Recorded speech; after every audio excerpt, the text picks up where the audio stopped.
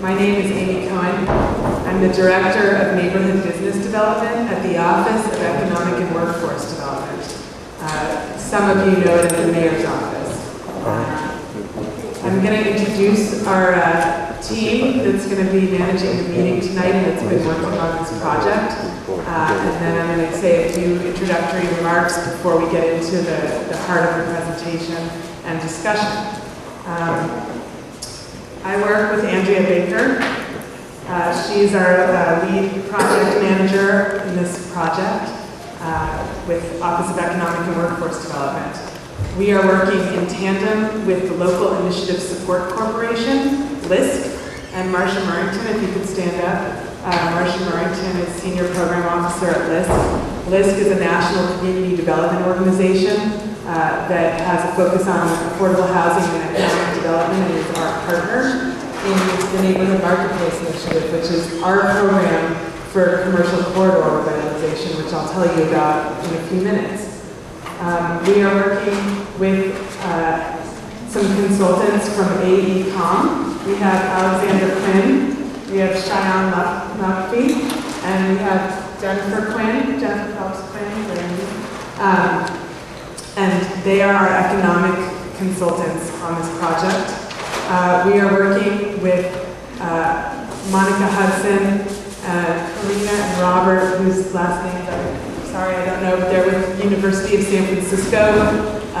They are with the Gellert Business Institute. I might have that wrong. But anyway, they are in a USF program for small business support. We are working with Brothers for Change. Aris and Majid have been helping us with this project and the surveying and the outreach. Oh. And we're also working with Ace Washington, who's filming this and the other meeting. So we have a talented team, and we're really happy to be here tonight with you. We have a really substantive meeting. Let me give you just a little bit of context before we move further. I think most people know that the redevelopment agency is no longer working officially in this neighborhood because the redevelopment area ended. And with the end of redevelopment, different city departments were tasked with managing different aspects of the neighborhood, same in any other neighborhood now that doesn't have redevelopment. So the Office of Economic Development, or Economic and Workforce Development rather, was tasked with carrying out economic development activities in this neighborhood. And our office was specifically given some funds with which to do business support activities in the Fillmore Commercial District. The part of the office that falls under is my unit, which is Neighborhood Economic Development. And I manage both the Community Development Block Grant Program, which funds economic development. This is a federal program to help do business development in low-income neighborhoods. And a program called the Neighborhood Marketplace Initiative, which is a commercial corridor revitalization program. Our assignment from the redevelopment agency as they were leaving was to build on the work that's been done in the Fillmore Commercial District, try to enhance that, and try to make it a more lively and thriving commercial district and help the businesses that are here now, especially. The Neighborhood Marketplace Initiative is our program that is actually operating in about a dozen neighborhoods in San Francisco at this point. We're in the Bayview on 3rd Street, we're in Fizz Valley, we're in the Excelsior, and we are on Divisadero Street. The premise of the Neighborhood Marketplace Initiative is to support community-driven efforts to improve the neighborhood business district. And it's also to bring in professional expertise to ensure the effectiveness of activities undertaken. And like I said, we do that with LISC in about a dozen neighborhoods. So for this process, which you are at the first community meeting, first of two, we've undertaken a program development phase that is informed by the community, as well as by outside experts. And you'll hear all about what we've learned tonight and what we're recommending. I wanted to acknowledge everyone who's been giving us input in this process because it's been a massive number of people, and Andrea will tell you more about that, but the merchants, property owners, residents, key neighborhood leaders, and outside folks who've given their time. I just wanted to really acknowledge that we've gotten an immense amount of time and very useful information from a lot of people. The way the Neighborhood Marketplace Initiative works is that we work with the community to develop an action plan. This action plan becomes a roadmap for activities that enhance the commercial district. It's a roadmap not just for the city, but for the community. We work in partnership, and when I say community, that might mean individuals, merchants, or community-based organizations, or something else. There's certain things that only the city can do, and we will do them. We will make commitments based on what we come out of these meetings with. There are certain activities that the city isn't good at or shouldn't do, and that only the community should do. And so we're going to come out of this process having highlighted those and asking for a partnership with the community so that it's the right people doing the right activities in the best way. The action plan guides us in how we spend money and time, and some of the activities that we come up with in the action plan will be things that we then create programs for or support existing programs for and dedicate funds to. So we might make grants or develop contracts to get things going. In other cases, there might be people already doing them. And there might be things that don't even cost much money, but they just cost some volunteer time. So those things will also be in the action plan. Tonight, this team will present an overview of what we've learned are the biggest needs in the area and the biggest opportunities to enhance the commercial district. You will be asked to prioritize, and over there on the wall is the list that you'll be asked to prioritize, and everyone will tell you a little bit more about how that will happen later in the meeting. At the next meeting, on July 27th, we'll talk about implementing. How do we start getting these things done? But I want people to know that this is not the kind of plan that will sit on a shelf. We intend to be implementing as soon as we can, and that's as soon as the plan is done, possibly even sooner. Just a few more words. So our goal for the action plan is to identify activities that build on the assets that are here and make this a more vibrant and healthy neighborhood, like I said. And the neighborhood needs to serve both the neighborhood and visitors. And our sense, after listening to a lot of people, is that there's actually a consensus that for this area to serve both the residents of the neighborhood and the visitors better, it needs to feel more like the area it once was. It needs to be a place where locals and visitors from all walks of life can come to listen to music, have a meal, do some shopping, meet some friends and family. Tonight we're going to make recommendations that we think go a long way in making this feel like that place, look and feel more authentic, and also more equitable and inclusive of everyone here. Here meaning all the folks who live in the neighborhood or who want to be part of the neighborhood. Let me be clear. I don't think that $800,000, which is a number you've all been hearing about, I don't think that that is necessarily enough. It's not going to solve all the injustice that's been done here, and it's not going to pay for everything that you identify needs to still be done. But if there can be consensus, or at least some consensus, then we can work together to find additional funding as well. And that's really how our program works. So making this all happen, it relies on harnessing the positive energy and entrepreneurialism in this community, and that's what we're here to do tonight, and we look forward to working with all of you in this way. I wanted to have just a couple of ground rules. You're going to hear a presentation on the findings tonight, right now. Then there will be a dinner break. You'll get to look at the posters on the wall. You should especially look over there. That's a panoramic view. We unfortunately had a window in our way. There will be then a presentation of our strategic recommendations for the action plan, which you'll also see on the wall and which will also be handed out. Then we'll have discussion, and everyone will be allotted 2 minutes. I would like to make an effort to hear from anyone who wants to speak, so I ask people for your respect of everyone in the room. And with that, I'm going to turn it over to you, Diane. Thank you. Hello, everyone. So I'm just going to take just a couple minutes to talk about our methodology in getting this work done. And I want to point out that this is the work that we started in March and happened between March and the end of this month, June. So the process, one more.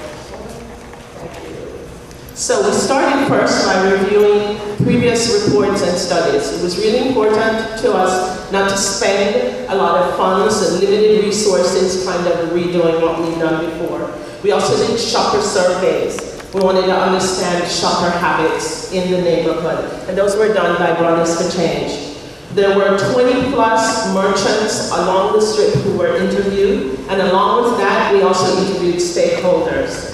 Then we also, from AECOM, did demographic and economic data analysis, real estate analysis, and we had community meetings and expert walks, and throughout that whole process, at the end of all of that, we came up with an action plan.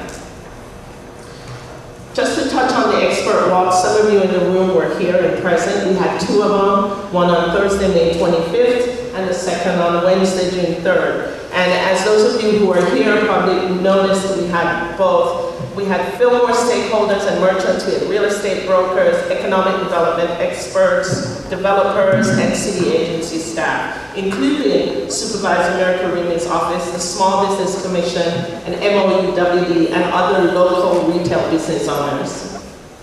So why did we do that? We wanted to know a few things. We wanted to know what about the corridor works? What does not work? What needs to be explored and what needs to be supported? And we figured the best folks to ask that question to were all of you who live and shop and work here. What we found out? We found out that there are merchants who are dedicated to maximizing the potential of the Fillmore. They're individuals committed to creating memorable and successful events, residents who are eager to make a difference, and a CBD that is committed to maintaining the Fillmore streetscape. So in that whole process, we spoke with stakeholders. And we just put up here a few of the quotes, and this is just a representative set of quotes that came from each of those groups. You know, stakeholders had things to say like, we have a rich and diverse history, which needs to be promoted. We need to have more events if we're to continue branding the Fillmore as an entertainment district. Merchants said, I see more pedestrians on the street and they're more diverse culturally and demographically. How do we get banners, clean streets, and more retail pedestrians past Eddy Street? When we met with property owners in a focus group, some of their comments are reflected here. Street is definitely cleaner. Thank you, CBD. And we need to know more about local residents and their buying power. What should our business mix be looking for? Residents had a lot to weigh in on this. And I put this first one and I thought it was great. They said, I know where to buy a $500 sweater, but where do I get shoelaces? There are a lot of young people and residents who would enjoy less expensive, fun, food and beverage choices. So that was our methodology. And it all led to a community-driven response. We hope you'll enjoy the presentation and weigh in on our recommendations. Thank you.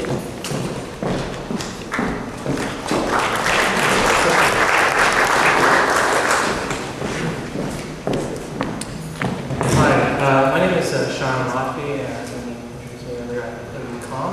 And we looked at, we did some of the economic consulting for this project. What I'm going to present to you includes the surveys and interviews that we did, as well as some of the demographic data for the area, and the real estate conditions and the overall strengths and weaknesses we found in the area. And in combination, we think all these components came together to inform our retail mix recommendations as well as our strategic recommendations, which Alexander and I will go over later also at the AECOM. So, Brothers for Change, they conducted a resident and worker survey around the community, interviewing shoppers so that we can get some community insight on Fillmore as a commercial corridor. A breakdown of the shoppers includes, as you see here, there was a healthy mix of visitors and workers, but it was primarily residents who participated in our survey. And it was a fairly reflection of the survey respondents was fairly young, which is a reflection of the demographics of the actual district, which I'll go over later. One question we wanted to ask was some feedback on perception of Fillmore in terms of safety and accessibility. And as you see here, when we asked what is your perception of Fillmore compared to other districts, Overwhelmingly, the respondents said it was better or the same. Very few said it was worse. So that we're starting off with that sort of perception level from these surveys.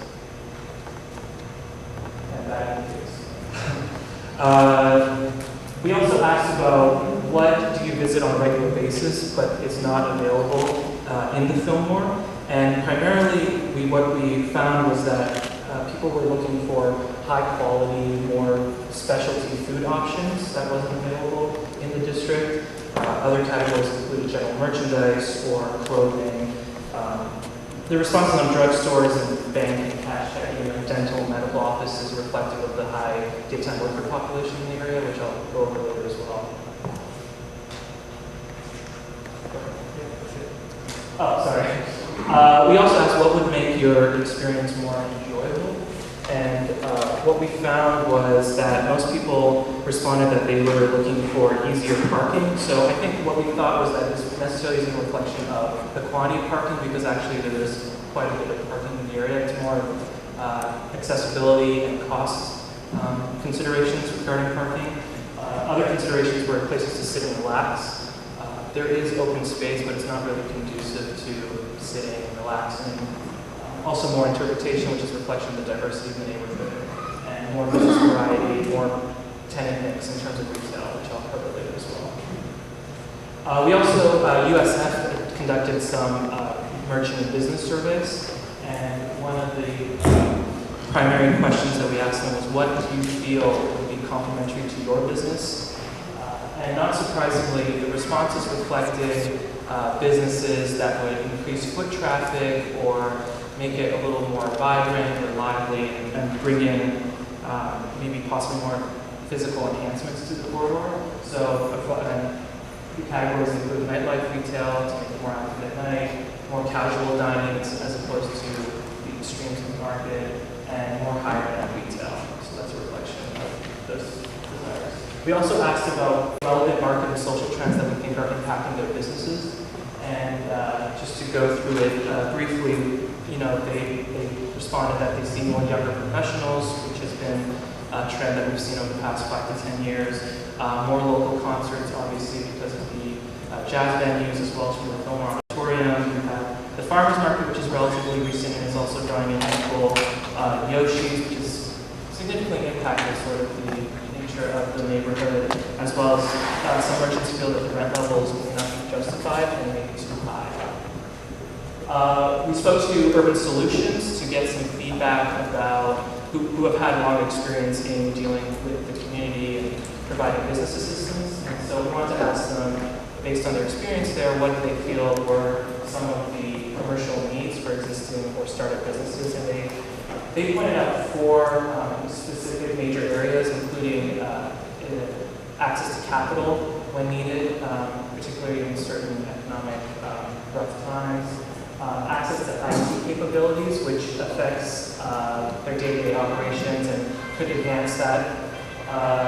Tools for market segmentation, so being able to market your business appropriately for whether it's a daytime market or a nighttime market or a certain demographic of age or income levels, as well as increasing financial literacy and business planning skills so that the day-to-day operations and cash flow can be better analyzed and understood.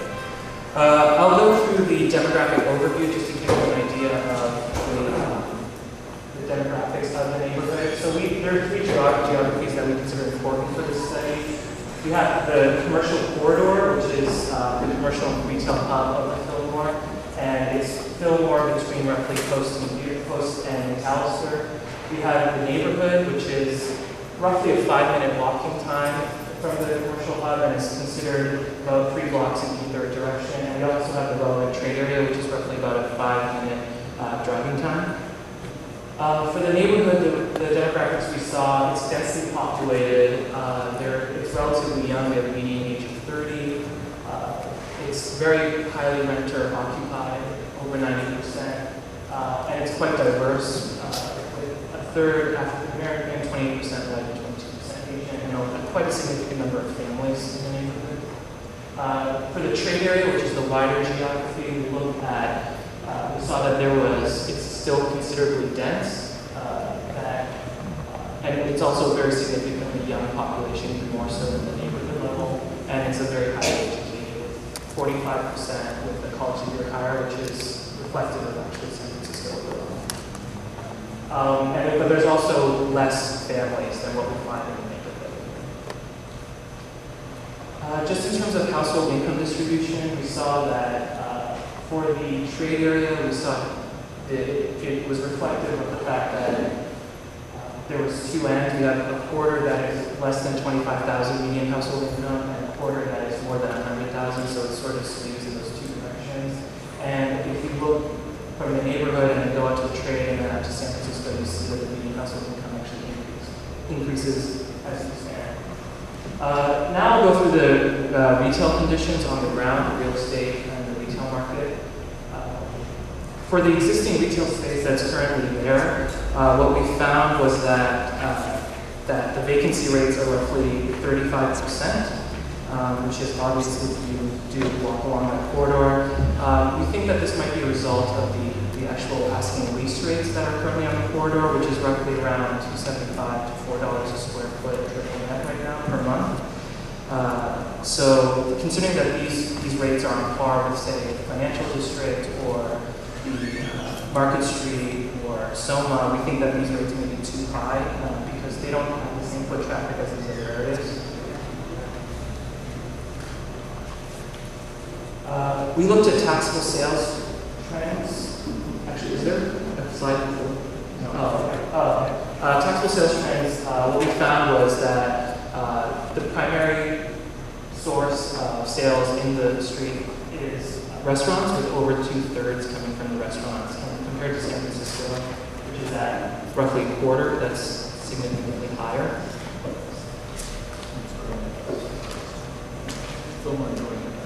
Yeah. And when we compare to San Francisco overall, we've noticed that since 2000, actually, the taxable sales trends shows that sales in the area have actually increased more relatively than San Francisco, so there is potential there, and there is an increasing interest in the Fillmore.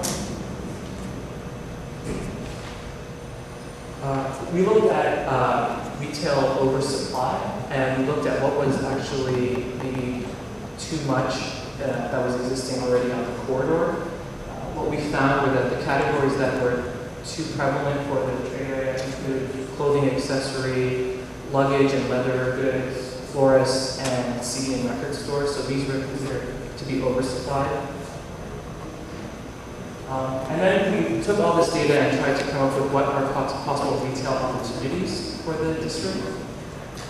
What we found was there's the higher quality specialty food options, which was reflected in the resident surveys, that they wanted these more specialty food options. We found from the leakage analysis that there was a demand for electronic and appliance goods. We also saw in the leakage that there was also demand for sporting, hobby stores as well, particularly toys stores, and also home furnishings.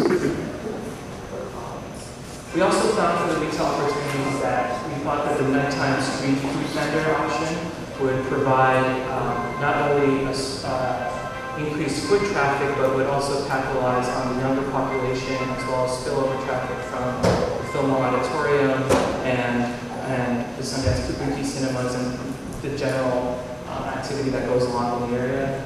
We found that we saw that there was a demand for mid-price level drinking and dining options and establishments to also capture that younger population and to increase foot traffic, as right now the market for that category is too extreme on the high or low end.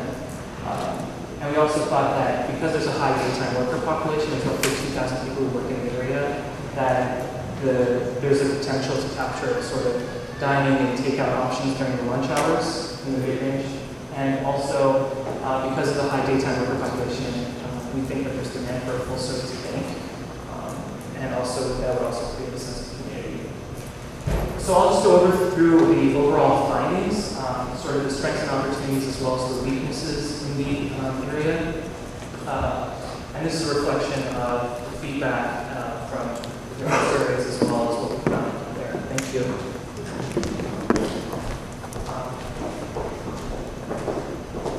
We found that some of the strengths include that there's a central It's geographically the center of the San Francisco area. Obviously, it's an area of historic and cultural significance. It's densely populated, which means it's a big retail opportunity. The population is fairly young and it's high income, as I showed earlier, which is also another retail opportunity. There's a really passionate, involved community that cares about what happens here, which is important for any community development. The existing open and public space infrastructure is already in place. It may need to be sort of enhanced, but it's already there, so the investment, the significant investment is not needed. There has been increasing foot traffic over the years because of Yoshi's and other retailers that moved in. There's obviously interesting and unique events like the Jazz Festival this weekend and other events that go on year round. And there's also that's lower cost is mobile kitchen. You've seen a picture of the mobile kitchen over there. Is carts. Is to actually develop local so expand weekly farmers market to become more of a flea market. Allow for community to sell its goods in the neighborhood. So expand the farmers market. Next slide. Physical improvements. That's Jimi Hendrix. That's in Seattle. That's in Liverpool. What is this all about? So I'll get into that in a moment. Let's just talk about interactive street art. So it's things that actually feel life-size, that you can come up to, take a picture next to. You have an illustrious music history here in Fillmore. To think about ways to interact with that a little bit more literally, and having the type of jazz, rock, hip-hop musicians actually physically that someone can actually take a picture next to. Why do I say this? This seems kind of ridiculous or corny. The reason that I say this is because you've got a bus tour that comes through here that flies right by. One of the ways that you get tours to come off the street and to interact is have opportunities for them to take pictures with them next to Jimi Hendrix, or them next to Jerry Garcia. You know, trying to get them actually to interact with that space. So drawing them onto the street instead of just looking from the bus. So that's really what that's meaning. Require conditional use process for service-oriented uses. That's, in other words, make it more difficult for a Kaiser or a medical user to come in, occupy a commercial space, and then they've got retail space dead. In other words, you've got a flat kind of curtain wall that doesn't create the type of conducive retail environment. It's not connecting one store to the next. You're trying to reduce the amount of flat wall space. Require conditional use process for formula retail. I think that's cool. Do you guys know what formula retail is? McDonald's is formula retail. Yeah, chains. Borders is formula retail. Okay, now physical improvements, a little bit more. Perform additional streetscape improvements. You guys have done a good job of that already, but maybe there's some more that we could do. Remember, that's expensive. So when we start thinking about the finite amount of money, if that's the route you want to go, a lot of money would have to be contributed to that. Support the development of Fillmore gateways. Arrival. Telling a story. Thinking about a way to connect, to show that you're entering Fillmore. You're entering. So thinking about gateways. This is an example in New Orleans. It's called the Musical Legends Park, and in it they've got a gateway. They've got those life-size statues of different jazz artists. And then provide wayfinding for parking. Plenty of parking supplies. People don't necessarily know where that parking is. Just being a little bit more, showing where it's going. Recruiting a diverse mix of business. You want a retail corridor that its whole is greater than the sum of its parts. Right? So in other words, you want things to work together. If you got one of everything, probably not a good center. So trying to think about how you diversify and bring in some more tenants that create the right retail energy. You know who does this all the time? Malls do this all the time. All right? They create that retail energy to get you from point A all the way down to the clothing store at point B and make you walk the entire way. So that's what that's about. Support efforts to attract panelists using